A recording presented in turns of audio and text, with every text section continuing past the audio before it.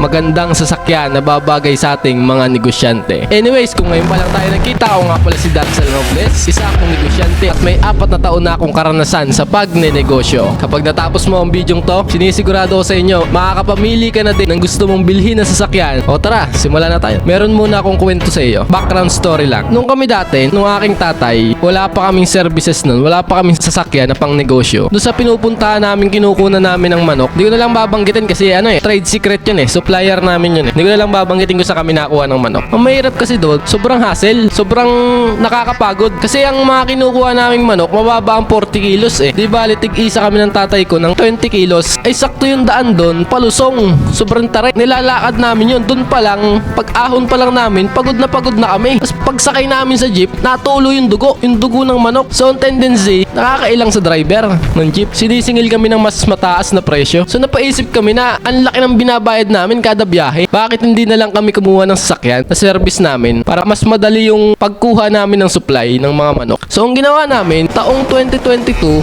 March, pumunta kami sa Pasig. Doon kami pumili ng sasakyan. Lahat ng magaganda nandun Pero napili namin, laking pasasalamat namin at may sasakyan kaming ganyan. Sobrang laking tulong sa aming negosyo. Kasi kung iisipin mo kung ibabiyahe mo to, sobrang mapapagod ka talaga. Baka makuba ka na. Sobrang bibigat ng mga dala. At laking pasasalamat namin para sa ating mga negosyo. So dahil sa experience namin yan, ito yung 3 pinaka-the best na sasakyan na babagay sa ating mga kapwa negosyante. Pinakauna agad dyan na the best na sasakyan para sa ating mga negosyante ay ang multicab. Syempre, multicab. Bakit? Kasi yan ang sasakyan namin Ang bigat ng mga kinakarga niyan Pwede mong karga ng bigas, pwede mong lagyan ng karne, pwedeng pampamilya. At yan din ang binili naming pamilya Kaya multicab agad ang number 1.